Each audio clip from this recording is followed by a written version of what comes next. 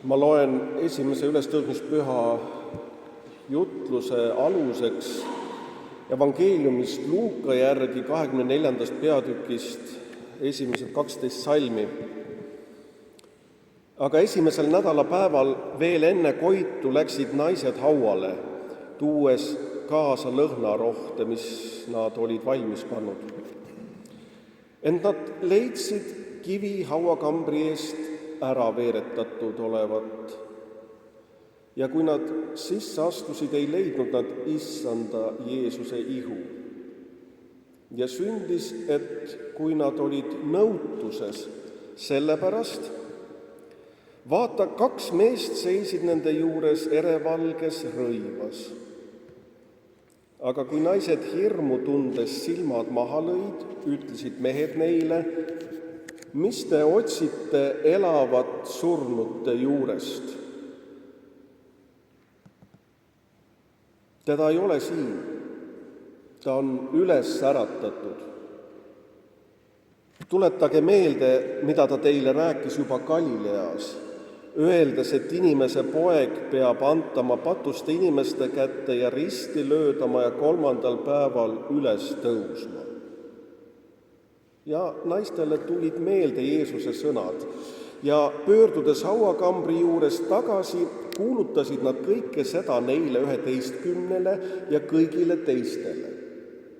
Aga need olid Maarja Magdalena ja Johanna ja Maarja Jaakobuse ema ja muud naised koos nendega. Nad rääkisid seda apostlitele. Ent need sõnad paistsid nende silmis otse kui tühi jutt ja nad ei uskunud naisi. Peetrus aga tõusis püsti ja jooksis hauakambri juurde ja kui ta kummargil sisse vaatas, siis nägi ta üksnes surilinu ja ta läks ära endamisi imestades sündinu üle. Aamen.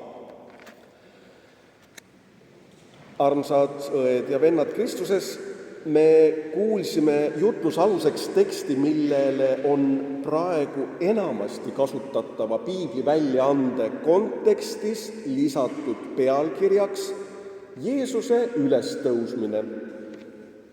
Toomas Pauli ja Uku Maasingu tõlkes on tekstilõigule lisatud pealkiri Naised leiavad tühja haua. See tähelepanek sobib hästi sissejuhatuseks. Millest ikkagi on selles kirjakohas juttu? Kui saame selle selgeks, siis avaneb ka see, millisel viisil vabastab ja julgustab see kirjakoht lugema tänast päeva, omaenda elu, aga ka kiriku, ühiskonna ja maailma olukorda. Pealkiri Jeesuse ülestõusmine jätab mulje, et tekst räägib Jeesusest ja sellest, mida ta teeb. Tegelikult ju aga päris nii ei ole. Pealkiri Naised leiavad tühja haua paistab selles mõttes asjalikum, et loo tegelasteks kindlasti naised on ja lugu on seotud tühja haua leidmisega. Kuidas mõista siis aga seda, et 1997. aasta väljaandes on naistepoolne tühja haua leidmine muudetud Jeesuse ülestõusmiseks?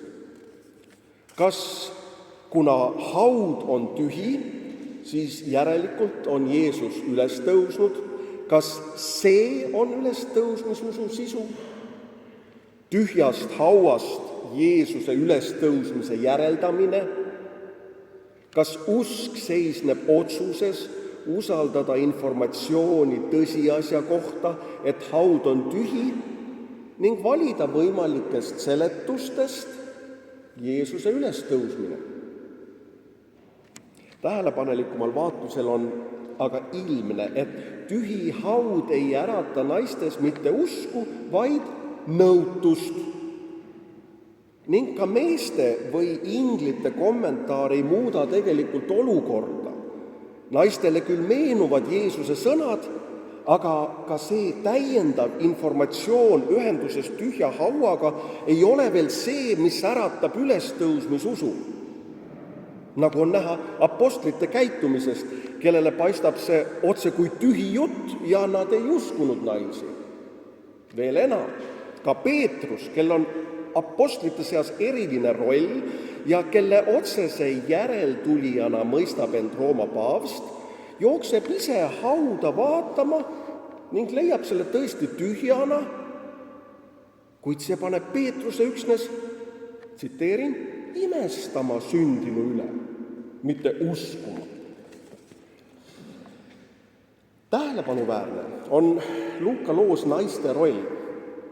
Olukorras, kus isegi apostlid, see tähendab Jeesuse lähimad kaaslased ja õpilased, tema elu, kuulutuse ja tegevuse ning kannatuse ja ristisurma vahetud tunnistajad ja pealtnägijad on katastroofiga lõppenud loo järel heihtunult end peitnud, on naised need, kes tahavad näidata hukatud Jeesuse surnukeha vastu üles veel viimast tänu, austust ja hoolitsust.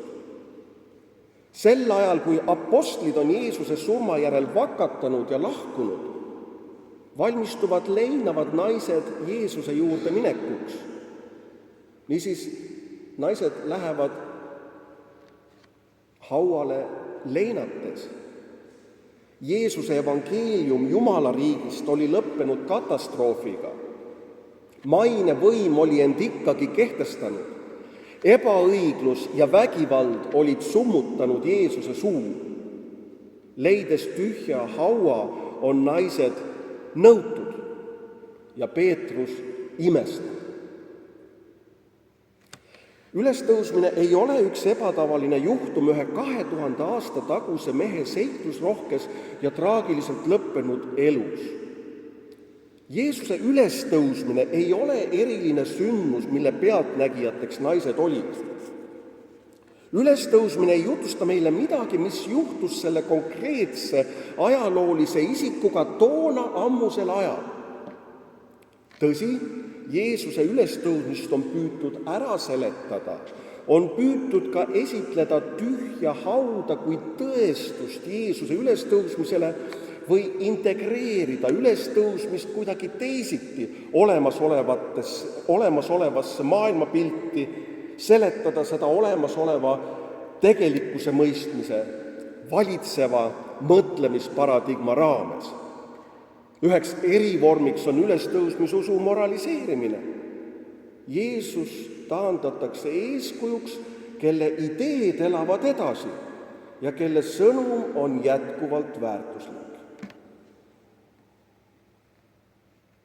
Luuka jaoks ei ole asjaolu, et apostlid naiste juttu ei uskunud, mitte märk sellest, et naised kui sellised ei ole piisavalt usaldusväärsed. Ehkki tendentsi naiste rolli pisendada võib kindlasti ka nentida. On ju inglitki loos mehekujulised. Siiski on otsustav pigem see, et Luuka jaoks on apostlite ülestõusmisusk seotud mitte teavitusega, mida apostlid kelleltki kuulsid, vaid sellel, mida nad ise nägid.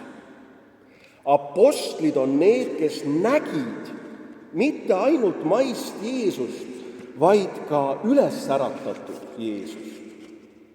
Seetõttu on nad usaldusväärsed kuulutajad ja ülestõusmise tunnistajad.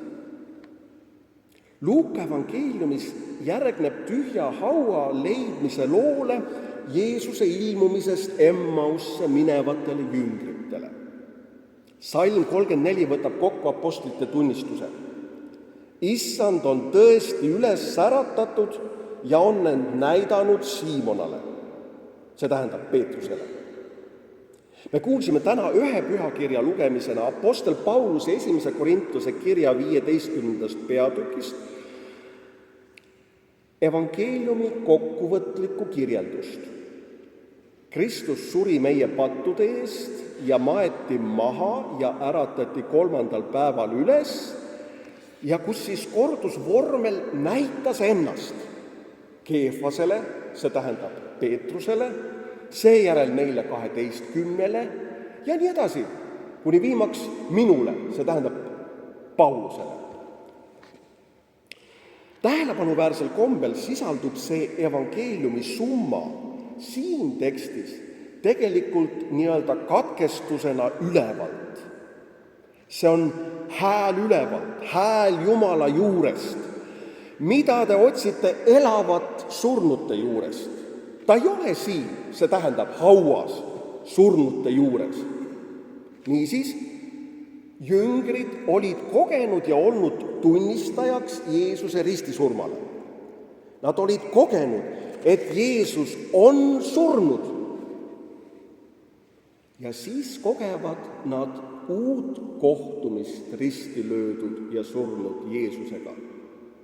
Nad kogevad, et issand elab. Need on 2 põhikogemust, mille osalisteks apostlid said. Risti löödu elab. Kuidas on need 2 vastandlikku kogemust ühildatavad? Sellele vastab passiivne verbivorm sõnast äratama. Ta on üles äratatud. Need 2 kogemust seotakse seega kokku Jumala kaudu ehk Jumala poolt. Need vastandlikud kogemused on ühendatud Jumalas. See Jumal, keda Jeesus kuulutas, on ise kohal ja toimib risti löödud Jeesuses. Selle Jumala kohalolu ja toimimise tõttu Jeesus elab. Jeesus on üles äratatud. Jumal, keda Jeesus kuulutas, on just see ja teeb seda, mida Jeesus kuulutas. Tema valitsemine on pääste. Jumala ligiolu on pääste kohalolu. Jumala kohalolu on osadus, elu osadus, armastuse osadus. Niisiis, jüngrid, olles kogenud, et ristilöödu elab, tunnistavad ristilöödu üles äratamisest. See tähendab, mõistavad risti mitte tõendina Jumala mahajäetusest, vaid Jumala enda kohalolu ja kannatusena, sündmusena Jumalas endas. Kristlik usk Jeesusesse kui Kristusesse on tunnistus sellest, et ristilöödu elab. See tähendab, on tunnistus sellest, et kogu Jeesuse lugu ja kuulutus, kaasa arvatud kannatus ja ristisurm, on Jumala enda lugu.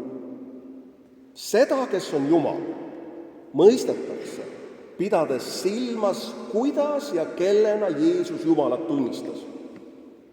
Tunnistus Jeesuse ülesäratamisest rakendab seda Jeesuse vahendatud arusaama Jumalast elavana kogetud ristilöödu mõistmiseks. Niisiis, tunnistus Jeesuse ülesäratamisest rakendab seda Jeesuse vahendatud arusaama Jumalast elavana kogetud ristilöödu mõistmiseks. Luuka jaoks on oluline rõhutada kontinuiteeti. Ta viitab surma ja ülestõusmise ettekuulutusele. Aga tõsiasi on, et ka see ettekuulutus vajab meenutamist ning ka sellisena ei äratada ikkagi veel usku. Usku äratab kohtumine elava Jeesusega. Ja see uus Jumala kogemus heidab siis ka uue valguse pühakirjale. Ülestõusmispüha keskmes on seega tunnistus, ristilöödu elab. Ristilöödu on üles äratatud. See, mis toimus ristil, ei olnud Jumalast kaugel, vaid lähedal. Tõesti ületamatult lähedal. Jumal kannatas ristil. Kui selles inimeses ja sellel ristil oli kohal Jumal ise, kui see Jeesuse rist oli Jumala rist, siis tähendab see radikaalset muutust kõigi inimeste ja kogu maailma olukorras. Usk Kristusesse ei ole usk Jeesusesse või ka ülestõusmise ajaloolisusesse. Uus testament ei ole Natsareti Jeesuse elulugu, vaid eripärane viis uskuda Jumalat. Jumalat, kes on Jeesuse Kristuse loos tulnud ligidale, ületamatult ligidale, igaühele, kogu loodule. Leinavad naised tulid avaldama Jeesuse surnukehale viimast austust ja otsivad teda hauast. Nad otsivad sealt, kust ei leia ja ei saagi teda leida. Ristilöödu elab. Tema on see, kes leiab meid. Meie oleme need, kelle tema on leidnud. Võime mõtelda näiteks kadunud poja loole. See paradoks, tema otsib ja leiab meid. Ta näitab ennast. Kus? Seal, kus temast tunnistatakse. Seal, kus kuulutatakse rõõmusõnumit Kristusest. Seal, kus tehakse armastuse tegusid. Seal, kus kannatatakse vägivalla ja ebaõigluse all. Kuna üles äratatud on see, kes on risti löödud, see, kes oli kuulutanud Jumala riiki ja meeleparandust, siis on sellesse, mis toimub ristil, haaratud kogu maailma kannatus, vägivald, ebaõiglus ja kurjus, maailma jumalatus,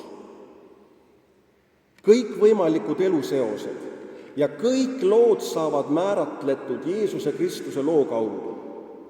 Kõik minu enda elus ja minu elu tervikuna, aga ka kõik ühises elus, selle erinevates mõõtmetes, kaasa arvatud poliitiline mõõde, on võimalik lugeda ja uuesti lugeda uues ülestõusmisusu valguses. Jeesus elab. Jeesuse elus, kannatuses ja surmas tegutseb armastuse, halastuse ja lepituse Jumal, kes päästab meid ära kurjast. Kuidas teravdab see pilku sellele, mis on patt, jumalatus, ning milleks oleme kutsutud ülestõusmise tunnistajatena sõna ja teoga. Nagu ütlesin, on Luukale tähtis, et Jeesuse surm ja ülesäratamine ei ole nii-öelda juhuslikud ja talle kuidagi väliselt osaks langenud sündmused, vaid tema kannatus, ristilöömine ja ülestõusmine toimub Jumala tahtel. Selles, mis aset leiab, toimub päästetõotuse täitumine. See halastava ja päästva Jumala valitsus, mida Jeesus kuulutas, on tema loos täitunud. Kohtumise järel elava ristilööduga, üles äratatud Jeesusega usutakse kogu Jeesuse lugu Jumala enda kohalolu ja tegutsemise loole. Kui Jeesuses on Jumal ligidal ja tegutseb, siis on just see, mida Jumal tahab. See, mida Jeesus Jumalast tunnistas kogu oma kuulutuse ja eluga, ka surmaga, selle kaudu määratleb Jumal ennast. See on tema tahe. See on Jumala teenimine. See on Jumala solidaarsus meie eest. Jeesuse ristisurm on surm Jumalas. Ajalikkus, aeg Jumalas. Tagajärg ei ole mitte täiusliku olendi, paratamatu olemise aluse kujutluse tühistamine. Absoluudi surm. See, mida tähendab jumalikkus, see, kes on Jumal, saab selles konkreetses Jeesuse loos oma otsustava määratletuse. Jumal ei saa nähtavaks mitte üksnes seal, kus toimub midagi üleloomulikku, kehtestades oma võimu surma üle. Jumal on kohal ja tegev just selles kannatavas ja ristil surevas Jeesuses. Jumal on kohal jõuetuses, nõrkuses. Jeesuse passioonis on saladuslikult avalik Jumala inimese ja maailma armastuse kirglikkus ja tingimatus. kus iganes kogunevad inimesed jumalateenistusele, toimub see seetõttu, et ristilöödu elab. Rist üksinda muudab tummaks, paneb kartma ja peitu pugema, paneb leinama ja leinamise tööd tegema heal juhul. Jumalateenistused elavad kuulutusest, et ristilöödu elab. Seda kuulutust nimetab Paulus sõnaks ristist. See ei ole informeerimine surmanuhtlusest, millega Jeesust karistati, vaid üles säratatud ristilööduga kohtumise väes Kristuse risti tunnistamine rõõmusõnumina, kohana, kus Jumal on kohal ja tõeliselt tunnetatav, päästaja ja lepitaja. Ristilöödus on Jumala vägi ja kirkus. Ülessäratatu ei lakka olemast ristilöödu. Aga suure reede pidamine aasta kõige süngemaks päevaks, nii süngeks, et armulauda ei saa pühitseda, on minu arust liialt abstraktne ega arvesta piisavalt, et ususilmad tajuvad risti mitte teisiti kui vahendatuna läbi sõna ristist. Ülestõusmistunnistuse valguses nähakse risti tipnevat pääste- ja lepitussündmust, millesse on kätketud uue ja igavese elu võimalikkus. See on elusuhe Jumalaga, mida ilmekalt väljendab Pauluse veendumus: ei surm ega elu, ei väed, ei kõrgus, ei sügavus ega mis tahes muu loodu suuda meid lahutada Jumala armastusest, mis on Kristuses Jeesuses, meie Issandas.